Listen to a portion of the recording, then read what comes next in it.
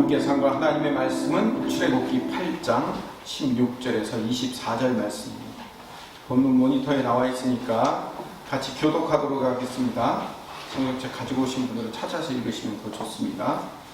제가 먼저 봉독합니다. 여호와께서 모세에게 이르시되 아론에게 명령하기를 내 지팡이를 들어 땅에 티끌을 치라 하라. 그것이 애굽 온 땅에서 이가 되리라. 그들이 명령할 때 아론이 지팡이를 잡고 땅에 티끌을 치매 애굽 온 땅의 티끌이 다 이가 되어 사람과 가축에게 오르니 요술사들도 자기 요술로 그같이 행하여 이 일을 생기게 하려 하였으나 못하였고 이가 사람과 가축에게 생긴지라. 요술사가 아론에게 말하되 이는 하나님의 백성이니이다 하였으나 아론의 마음이 완악하게 되어 그들의 말을 듣지 아니하였으니 여호와의 말씀과 같더라. 여호와께서 모세에게 이르시되 아침에 일찍이 일어나 바로 앞에 서라. 그가 물 있는 곳으로 나오리니 그에게 이르기를 여호와께서 이와 같이 말씀하시기를 내 백성을 보내라. 그러면 그들이 나를 섬길 것이니라. 내가 만일 내 백성을 보내지 아니하면 내가 너와 내 신하와 내 백성과 내 집에 파리떼를 보내리니 애굽 사람의 집에 파리떼가 가득할 것이며 그들이 사는 땅에 또 들어가리라. 그날에 나는 내 백성이 거주하는 고센 땅을 구별하여 그곳에는 파리가 없게 하리니 이로 말미암아 이 땅에서 내가 여호와인 줄을 내가 알게 될 것이다. 내가 내 백성과 내 백성 사이를 구별하리니 내일 이 조직이 있으리라 하셨다 하시고 함께합니다. 여호와께서 그와 같이 하시니 무수한 파리가 바로의 궁과 그의 신하의 집과 애굽 온 땅에 이르니 파리로 말미암아 그 땅이 황폐하였더라. 아멘. 첫 번째 재앙과 두 번째 재앙이 이집트의 젖줄이며 생명수였던 나일강을 심판하는 것이고 또 나일강에 사는 개구리 우상을 심판하는 거였다면 세 번째 재앙과 네 번째 재앙은 땅의 우상을 심판하는 겁니다.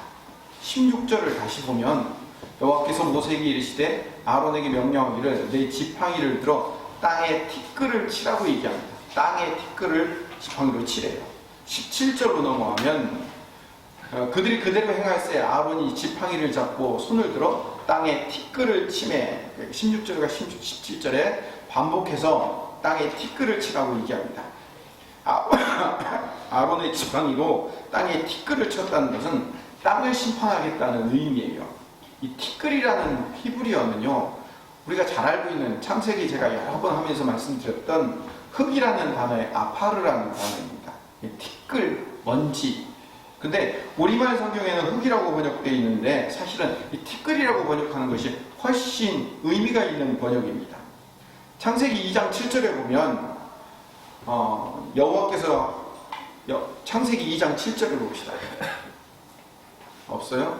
제가 읽어보겠습니다. 창세기 2장 7절에 보면 여호와 하나님이 땅의 흙으로 사람을 지으시고 생기를 그 코에 불어넣으시니 사람이 생명이 된지라 라고 되어 있는데 하나님이 땅에 흙으로 라고 했을 때 저 흙이 아파르예요. 그러니까 저 흙이라는 말을 다른 말로가 아니라 원어에 아주 가깝게 번역을 하면 이렇게 번역하는 것이 훨씬 좋습니다.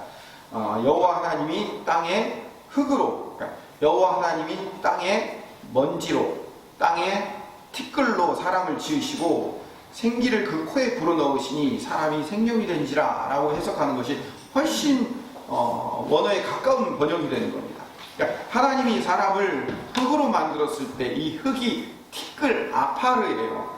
아파르라는 것은요, 티끌, 먼지, 티끌이나 먼지는 뭘 의미해요? 아무것도 아니다. 아무것도 아닌 존재. 그러니까 아무것도 아닌 존재에 하나님의 생기, 하이, 네샤바를 불어넣으니까 사람이 생명이 돼, 하이 네페이시가 되는 거예요. 그러니까 하이라는 말은 히브리어로 살아있는 이런 뜻이에요. 그러니까 하나님이 그 코에 네샤마 생기를 불어넣어 주시니까 이 아무것도 아닌 먼지와 같은 티끌과 같은 존재가 살아있는 존재로 바뀌더라는 거죠. 반대로 거꾸로 얘기해 봅시다. 이 살아있는 생명체인 우리에게 하나님의 영이 빠져나가면, 이 하이 네샤마가 빠져나가면 뭐만 남을까요? 이 흙, 다시 말하면 티끌만 남는 거예요. 그래서 창세기 6장 3절에 보면 여호와께서 이르시되 나의 영, 이 나의 영이 빠져나가니까 영원히 사람과 함께 하지 아니하리니 이는 그들이 육신이 됨이니라. 하나님의 영이 빠져나가면 뭐만 남는 거예요? 티끌만 남는 거예요. 저기서 말하는 육신이란 말은 히브리어로 그 바샬인데 이건 살덩어리라는 얘기예요. 그러니까 살덩어리는 있지만 시간이 지나서 이 살덩어리가 썩고 없어지면 뭐로 바뀌는 거예요? 티끌로 바뀌는 거죠. 흙으로 바뀌는 거예요. 이게 창세기의 원리를 설명해주고 있는 거예요. 이 죄악된 인간이 선악과 따먹고 죄인 되어서 그래서 이 죄로 말미암아 하나님의 영이 떠나면 그 떠난 것 먼지만 남는 거예요. 티끌만 남는 거죠. 그래서 창세기 3장에 보면 사람이 저주를 받아요. 그리고 이 사람만 저주를 받는 게 아니라 이 사람의 근본이었던 땅도 같이 저주를 받아요. 창세기 3장 17절을 읽어봅시다. 같이 한번 읽어볼까요?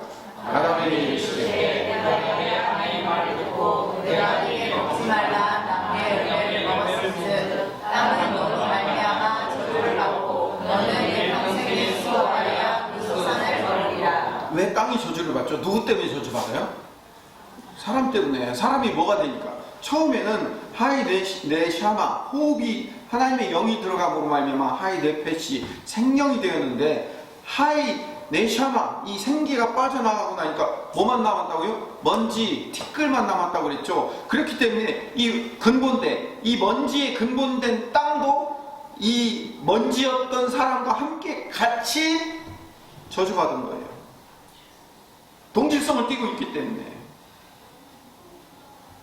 그래서 19절에 보면 내가 흙, 여기서 말하는 흙은 아파로예요. 먼지라 티끌이란 말이에요. 내가 티끌로 돌아갈 때까지 얼굴에 땀을 흘려야 먹을 것을 먹으리니 내가 그것에서 취함을 입었음이라. 너는 티끌이니 티끌로 돌아갈 것이니라 하시니라.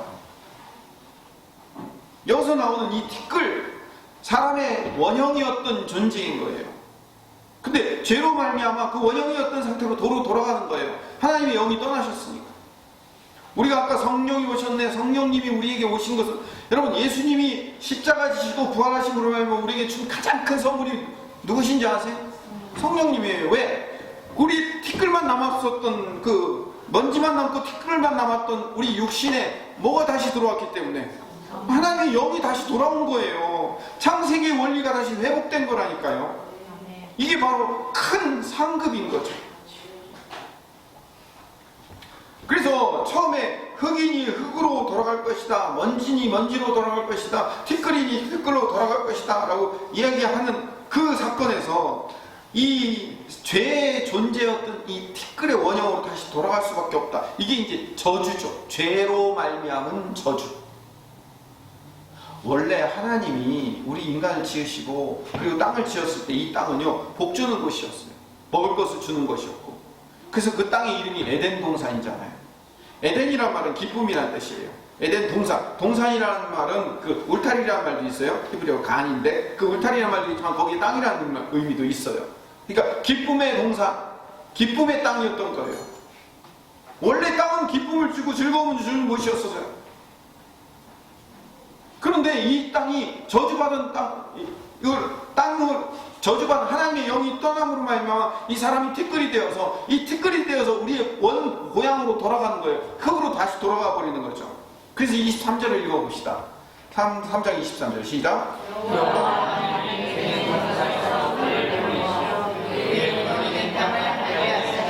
뭘 갈게 하신다고요? 그의 근원이 된 땅. 원래 우리의 근원이 된 게 뭐라고요? 흙, 땅, 아파르, 먼지였다고요. 그러니까 우리가 이 에덴 동산, 기쁨의 동산에서 빠져나와서 우리의 근원된 땅을 갈아먹고 살아야 되는 거예요. 우리의 근원을 갈아먹고 살아야 돼요. 자기 자신을 갈아먹고 사는 것이 되는 거예요. 여러분 이게 어떤 의미인지 아시죠? 자기 자신을 갈아먹고 사는 거예요. 이게 저주죠. 땅의 저주. 여러분 이 창세기에 나와 있는 이 땅의 저주가 지금 출애굽기의 세 번째 재앙에서 똑같이 반복되고 있어요. 성경이 말하는 것은 분명히 하나님을 섬기지 않는 인간과 땅은 반드시 저주받게 되었다라는 사실을 애굽에 대한 세 번째 재앙을 통해서 다시 한번 반복해 설명하는 거예요. 야, 니네들 땅신을 섬기고 있지? 이 땅 신이 복을 줄 거라고 생각하고 땅의 신을 섬기고 있는데 애굽은 그래서 땅의 신을 섬기고 있어요. 땅의 신을 한번 보여주세요. 첫 번째 PPT를 한번 보여주세요. 이게 땅의 신이에요. 이 땅의 신을 계부라고 얘기해요. 저 맨 밑에 깔려있는 신 있죠? 맨 밑에 저렇게 누워있는 신. 이 빨간색. 얘가 계부예요. 계부. 이 계부라는 신이에요. 저 위에 이렇게 덮고 있는 신은 누트라고 해가지고 여자 신이에요. 이 누트는 하늘을 이렇게 막고 있는 신이에요. 누워있는 신은 계부, 땅의 신이에요. 이 땅의 신과 하늘의 신이 서로 남녀로 되어 있어요. 이집트예요. 다음 장을 넘겨주세요. 아까 처음 거는 색깔로 우리가 잘 볼 수 있도록 만들어 놓은 거고, 원래 이집트 신화에는 이대로, 이 벽화에는 이대로 나와 있어요. 땅의 신 계부, 그러니까 하늘의 신 누트가 이렇게 서로 연관되어 있는 모습이 보이는 거예요. 이집트가 이런 신을 섬겼어요. 됐습니다. 이집트인들은 땅의 신인 계부가 하늘의 신인 누트와 함께 만나서 나일강의 신 오시리스를 낳았기 때문에 풍요함을 주는 신이라고 믿고 있었던 거예요. 근데 이 애굽 사람들이 섬기는 이 땅의 신을 하나님이 어떻게 하신다고요? 심판하시는 거예요. 세 번째 심판으로. 그래서 이 땅에 티끌을 딱 치니까 이 티끌이 뭐로 바뀌냐면 이로 바뀌는 거예요. 그 이가 히브리어로 켄이라고 부르는데, 이 켄은 출애굽기 시편에서는 이라고 써 있는데 이사야서에서는 똑같은 켄인데 하루살이라고 번역되어 있어요. 또 여러분 성경 찾아보신 분들 보겠지만 거기 이재앙이라는 이 앞에 보면 뭐라고 쓰여져 있냐면 각닭이라고도 쓰여져 있어요. 그렇죠? 성경 보면 각닭이라고도, 각닭이, 이, 하루살이 번역이 여러 가지로 되어 있어요. 그러니까 이로 변하여, 티끌이 이로 변하여 이스라엘 백성들을 괴롭힌다라는 것은 뭘 의미하면, 이집트인들은, 애굽 사람들은 땅의 신을 섬기고 있는데 땅이 어떻게 된다는 거예요? 땅이 애굽 사람들을 괴롭히는 걸 바뀌는 거예요. 땅은 원래 복 주는 곳이라고 생각했는데, 그래서 그 땅의 신을 섬겼는데 땅이 복을 주는 게 아니라 땅이 애굽 사람들을 괴롭히는 걸로 바뀌더라는 거죠. 세 번째 심판의 영적인 의미는 뭐냐면, 사람들에게 풍요와 곡식을 가져준다고 생각하는 이 땅이 사람을 괴롭히는 땅이라는 것을 재앙을 통해서 깨닫게 만들어 주시더라는 거죠. 그래서 땅은 이 세상을 뜻해요. 이 세상은 복 줄 거라고 믿고요. 이 세상을 우리는 섬겨왔어요. 근데 땅은 절대로 복 주는 곳이 아니에요. 이 땅은 우리 사람과 마찬가지로 죄 때문에 이미 저주를 받아 실패한 곳이 땅이거든요. 이 세상이거든요. 이 세상은 우리 사람들에게 복과 은혜로 기쁨을 주는 것이 아니라 결국은 하나님을 배반한 죄로 말미암아 이 땅도 우리와 똑같이 심판받아 멸망받을 수밖에 없는 곳이다 라는 것을 가르쳐주는 원리가 이 세 번째 재앙의 원리예요. 네 번째 재앙을 봅시다. 네 번째 재앙은 파리 재앙이에요.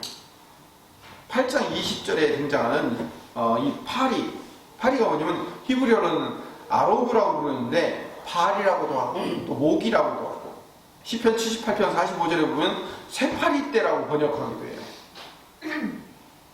근데 시편 78편 45절에 쇠파리 떼를 그들에게 보내어 그들을 물게 하시고 라고 되어 있는데, 여러분 파리가 사람을 물어요? 그렇진 않죠. 그래서 사실은 학자들에 따르면 쇠파리 아로브가 모기라는 의미도 있다고 얘기를 하기도 해요. 어쨌든 이 파리든 모기든 이 파리신이에요. 파리신. 이 파리신은 애굽의 케프리라는 우상을 심판하는 거예요. 애굽의 케프리 우상을 한번 봅시다. 세 번째, 얘가 케프리 우상이에요. 곤충의 신이에요. 파리 또는 모기. 이 얼굴이 어떤 형상으로 되냐면 풍뎅이 형상으로 되어 있어요. 여러분 한번 보세요. 얼굴이 어떻게 되어 있어요? 얼굴이 곤충이잖아요. 풍뎅이에요. 풍뎅이. 여러분들은 잘 안 보이지만 저 위에 가면 풍뎅이가 한 마리 있어요. 그렇죠? 저게 풍뎅이 신이에요. 풍뎅이 신. 그냥 풍뎅이 신이라고만 부르는 게 아니라 사실은 모든 지상의 곤충들을 다 지배하는 곤충의 신이 케프리예요. 다음 장을 넘겨주시면, 여러분, 제가 이제 이거 제 모니터로 볼 때는 이게 다 이렇게 보여가지고 보여줄 수 있다고 생각했는데, 막상 키워놓고 보니까 너무 작아가지고 보이질 않는데, 이 개구리, 여기 이렇게 개구리가 있어요. 이 개구리신. 지난주에 봤던. 이 태양신, 나가 여기 있고요. 여기 개부신. 이 개부신은 지상의 신 있죠. 땅의 신. 대지의 신. 이 신들이 전부 다 저런 족보를 가지고 있어요. 자기들의 족보를 가지고 있어요. 애굽의 신들은 저런 식으로 많은, 저보다 훨씬 많은 신이 있지만 전 대표적인 이집트의 신들이에요. 그러니까 애굽의 신들이 저런 식으로 돼 있다는 것을 여러분 잠깐 보시면 됩니다. 자, 다시 이제 본문으로 돌아와서, 이 풍뎅이 신인 이 케프리 신은 뭘 주관하냐면 태양의 이동, 그리고 태양을 주관하는 신이에요. 애굽 사람들에게 가장 중요한 신이 누구냐면 바로예요. 바로가 신이에요. 왕이 신이거든요. 근데 바로는 누구의 아들이냐면 태양신 라의 아들이에요. 나중에 이제 보면 흑암으로 만들어 버려요. 온 세상, 애굽 전체를 흑암으로 만든다는 것은 누구를 심판하는 거예요? 그 바로 왕의 아버지격이 되는 태양신 라를 심판하는 거거든요. 근데 이 태양신, 태양의 이동과 경로를 주관하는 신이 풍뎅이 신이에요. 왜 그러냐면 저한테 물어보지 마세요. 그 사람들이 그렇게 하고 믿고 있으니까. 그러니까 태양신을 주관하고 있는 신이 저 풍뎅이 신인데, 풍뎅이 신부터 하나님이 심판을 하시는 거죠. 파리신을 심판하는 게 파리신. 파리신이라고 불리우는 신을. 레위기 11장에 보면 정결한 짐승과 부정한 짐승을 구별해놔요. 여러분, 우리가 알고 있는 정결한 짐승은 뭐예요? 양, 소, 이런 짐승들은 정결한 짐승이랑 먹을 수 있어요. 유대인들이 먹을 수 있는 음식이에요. 근데 돼지는요?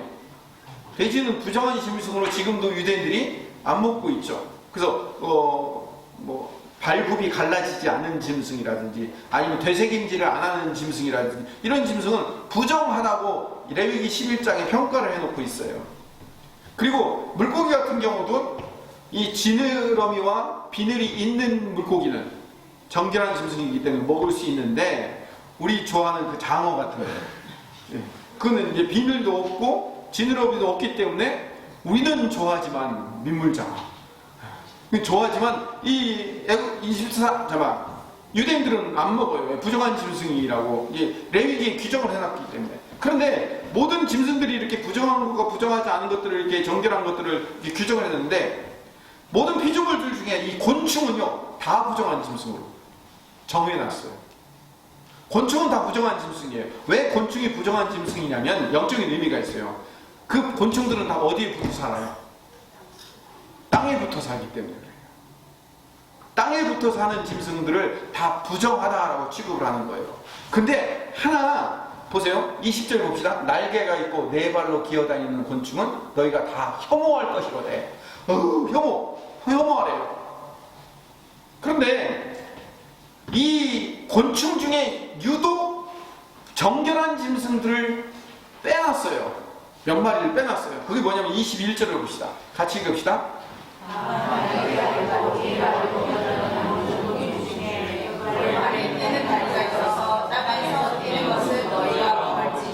예외 규정을 뒀는데 뭘 규정을 뒀냐면, 땅에 발이 뛰는 다리가 있어갖고 땅에서 뛰는 것은 정결한 거니까 먹으라는 거예요. 메뚜기 땅에서 뛰는 거, 왜 땅에서 뛰는 거는 왜 정결하다고 취급을 해주실까요? 정말 메뚜기가 다른 곤충보다 깨끗해서? 아니, 그런 의미보다는 이건 영적인 의미가 있다고. 땅에 붙어 살지 않고 땅에서 뛰어다니는 것, 땅을 벗어나는 동물은 정결한 것이다 라고 칭찬해 주는 거예요. 왜냐하면 영적인 의미가 있기 때문에 그래요. 땅에 붙어 사는 것은요 다 부정한 거예요. 창세기에서 뱀이 모든 짐승 중에서 가장 저주를 받아요. 왜 그런지 아세요? 네, 땅에 붙어 있으니까. 3장 4절을 봅시다. 같이 읽어봅시다. 시작. 뱀이 여자에게 이르되 너희가 결코 죽지 아니하리라. 5절을 제가 읽어보겠습니다. 내가 모든 가축과 들의 모든 짐승보다 더욱 저주를 받아 배로 다니고 살아있는 동안 흙을 먹을지라. 배로 다니라는 거예요. 배로 다닌다는 거 뭐예요? 땅에 붙어 사는 거예요, 뱀이. 그래서 뱀이 가장 저주 받은 짐승이라는 거예요. 물론 하와를 유혹했기 때문에 그 모든 저주를 받았지만요. 그러면서 뭐라고 얘기하냐면 배로 다니고 살아있는 동안 흙을 먹을지니라 라고 되어 있어요. 여러분, 뱀이 흙 먹고 살아요? 아니죠. 뱀은 뭐 먹고 살아요? 쥐, 개구리 먹고 살잖아요. 그렇죠? 근데 왜 뱀이 흙을 먹고 산다고 얘기를 했을까요? 자, 이것도 여러분, 이 성경책은 영적인 의미를 설명하는 책이지 과학책이 아니에요. 성경책을 가지고 창조 과학을 이야기하면 안 돼요. 이거는 영적인 의미예요. 뭐 뱀이 무슨 흙을 먹어요? 뱀은 개구리 먹는 거지. 뱀이 흙을 먹는다는 얘기는 뭘 의미하면, 뱀은 누구를 상징해요? 사탄을 상징하죠.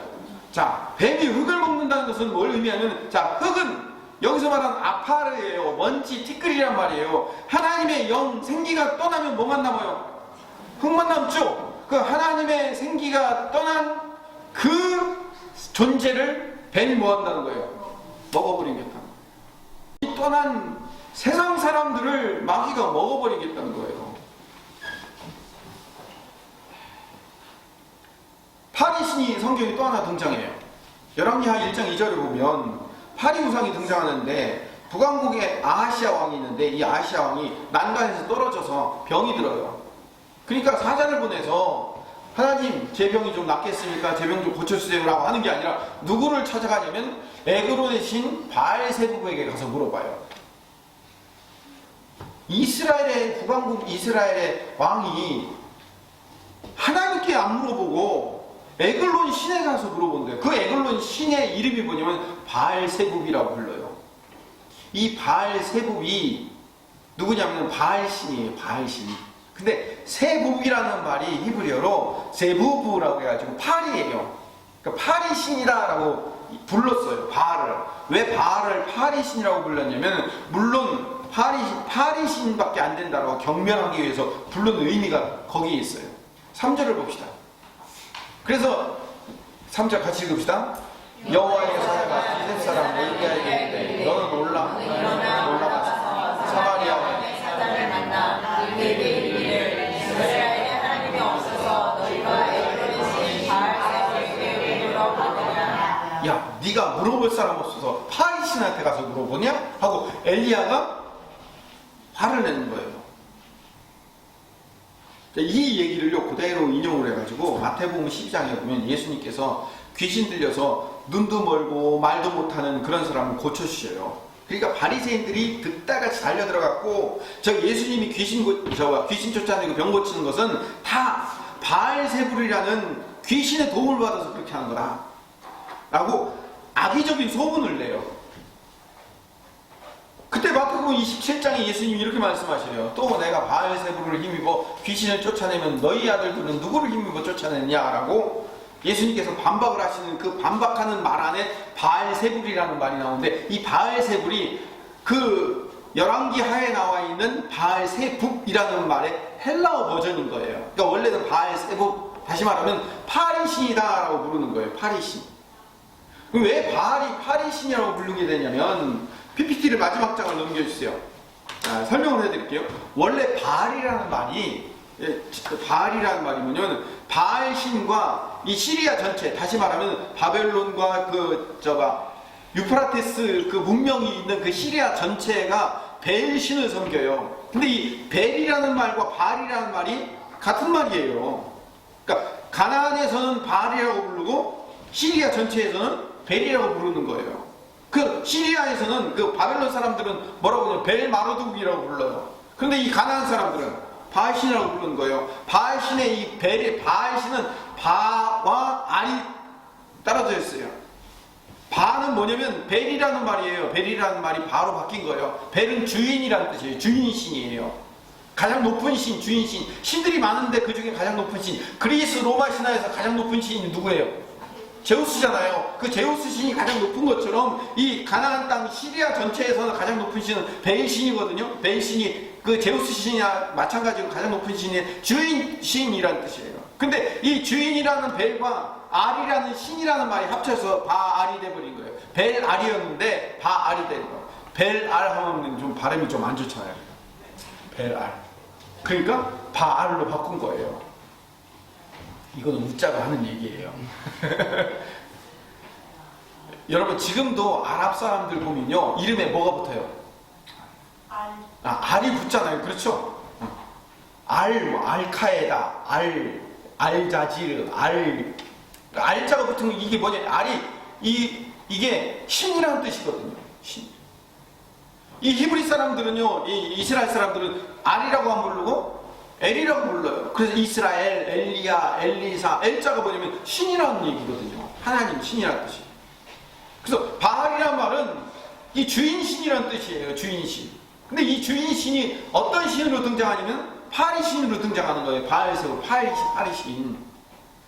이 시리아 쪽에서는요, 바알신을 어떻게 부르냐면 바벨이라고, 베일신이라고 불러요. 근데 여러분, 우리가 잘 알고 있는 이 베일신은 바벨탑에서부터 시작돼요. 바벨탑이 원래 혼돈하다라는 뜻에서 바벨이라는 말인데, 이 바벨이라는 건 바와 벨이 서로 나뉘어 있어요.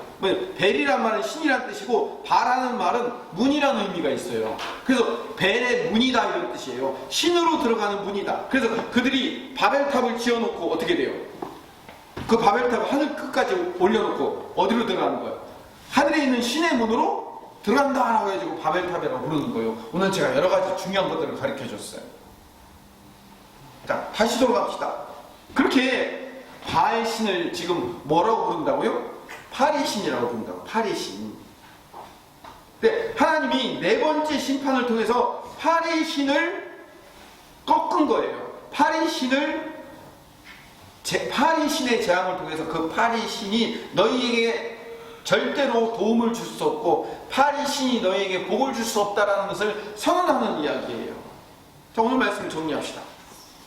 오늘 말씀을 정리하면 세 번째 심판은 이의 심판인데 우리가 눈으로 보기는 이 심판으로 보이지만 사실은 그 안에 누구를 심판하는 거라고요? 대지, 땅을 심판하는 거라고요. 네 번째 심판은 파리 재앙이라는 것만 보이지만 사실은 그 안에 모든 곤충, 땅에 붙어 다니는 모든 것들을 심판하고 그리고 파리 신이었던 바알 신을 심판하는 이야기로 우리에게 보여지는 거예요. 영적인 의미로. 우리가 아까 18절부터 16절에서 24절까지 우리가 교독해서 읽은 이 본문 안에만 땅이라는 단어가 9번 등장해요. 결국 이 재앙과 파리 재앙은 세 번째 재앙과 네 번째 재앙을 하나로 묶어서 이거는 하나님이 어디를 심판하는 거예요?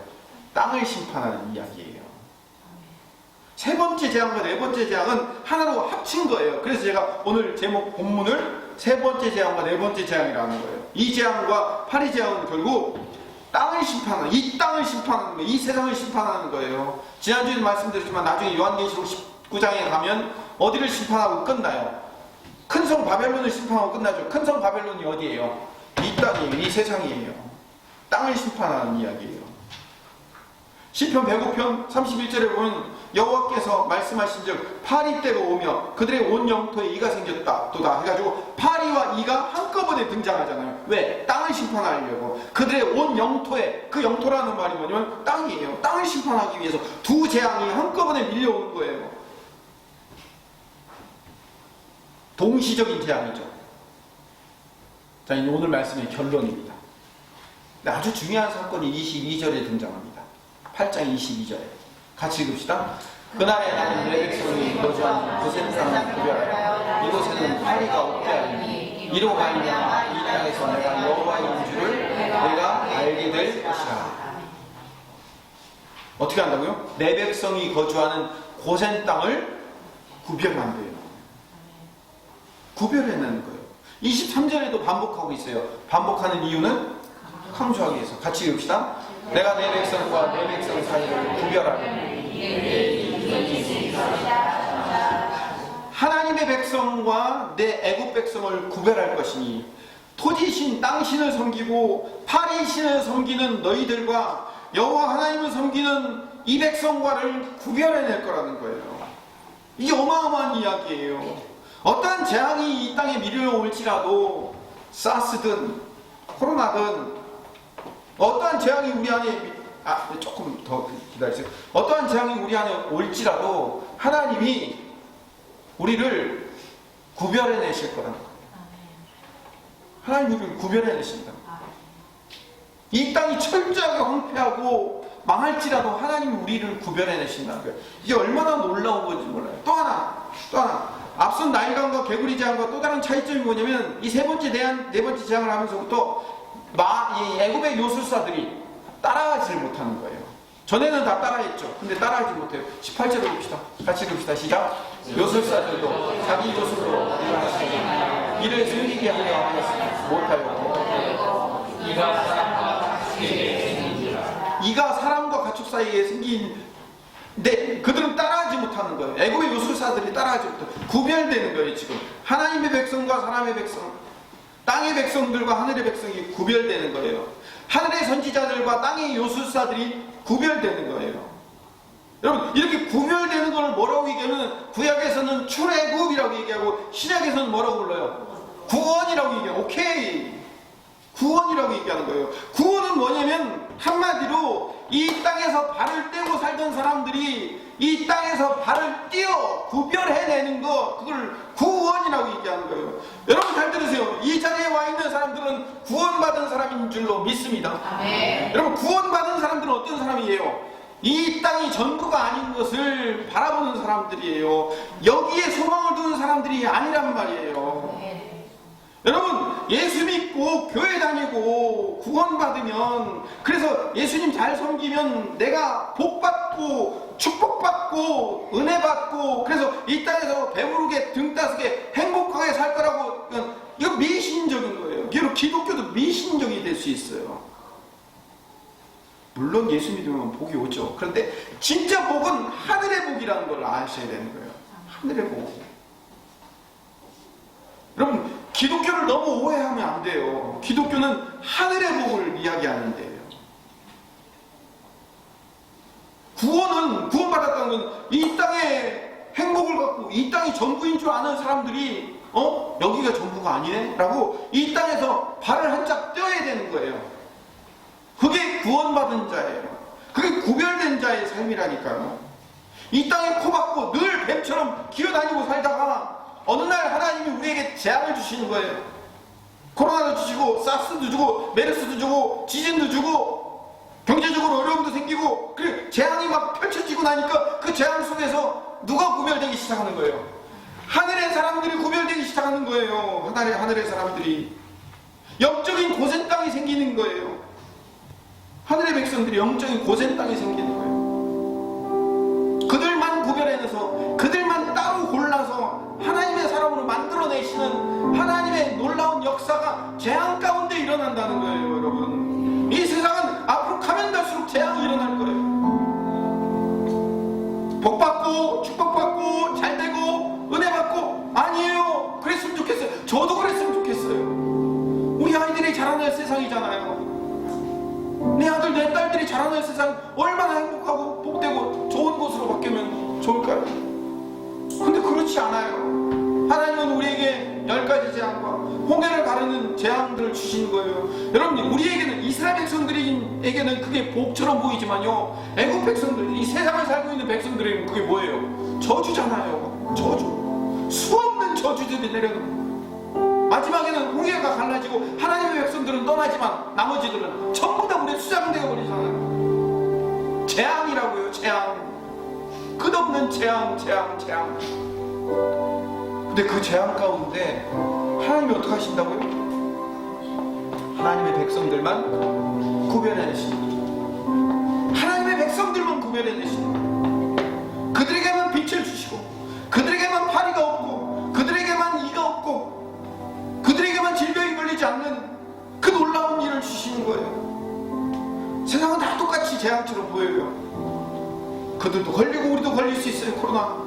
그들도 감기 걸리고 우리도 감기 걸릴 수 있고, 그들도 교통사고 나고 우리도 교통사고 날 수 있고, 그들도 안 걸리고 우리도 안 걸릴 수 있어요. 그런데 똑같은 재앙처럼 보이지만 그 재앙 속에서 하나님의 백성들은 늘 구별해내 그 안에 만나를 주시더라는 거죠. 불기둥과 구름기둥을 주시더라는 거죠.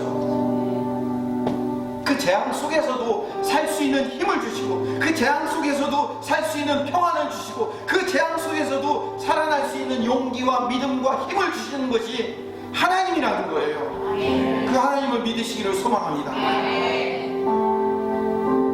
돈이 내 인생의 복인 줄 알고 돈 주세요, 내가 하나님 잘 섬길 테니까 돈 주세요, 돈 하고 있는데, 돈이 풍요와 행복의 전부인 줄 알았는데 그 돈 빠져나가면 아무것도 안 남죠. 건강이 행복인 줄 알았는데 그 건강이 쑥 빠져나가면 아무것도 아니죠. 제가 건강검진 받았는데 지지난주에 췌장에 1cm짜리 폭이 생겼대요. 췌장에 1cm짜리 폭이 생기면 이거는 100% 췌장암인 거예요. 매도 박도 못한 거예요. 갑자기 멀쩡하다고 생각하고 건강하다고 생각하는 사람이 췌장에 1cm짜리 혹이 있다고 생각하니까요, 온 세상이 어두워지는 거예요. 이 교회를 어떡하지? 우리 가정을 어떡하지? 우리 자녀들을 어떡하지? 염려가 생기고요, 두려움이 생기고. 물론 아무것도 아니었어요. CT 찍고 촬영해본 결과 그냥 그림자였대요. 그림자.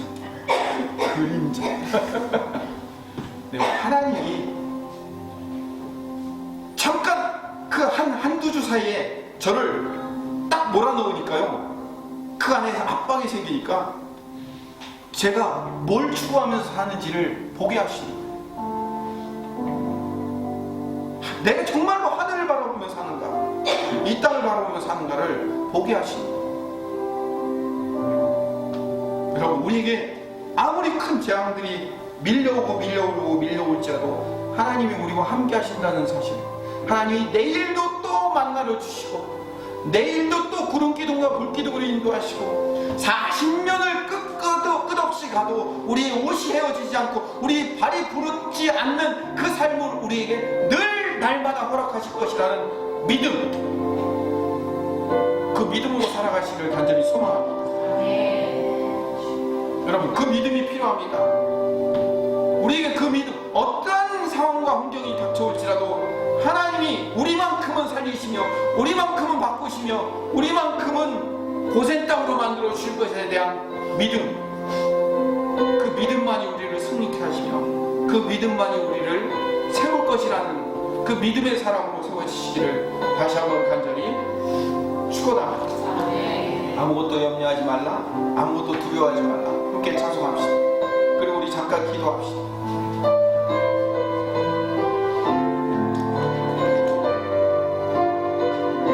아무것도 두려워하지 맙시다. 아무것도 두려워 말라.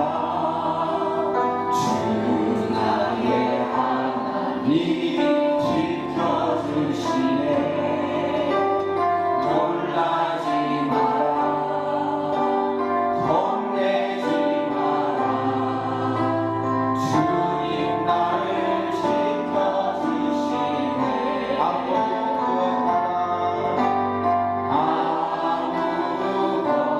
아무것도 두려워 말라.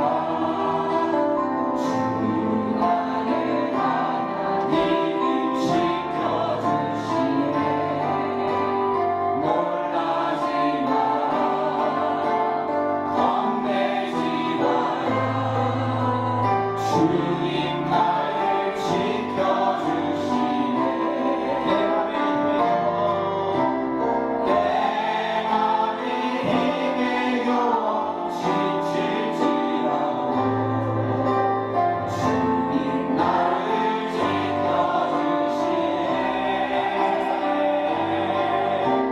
세상의 험한 풍파 몰아칠 때도 주님 나를 지켜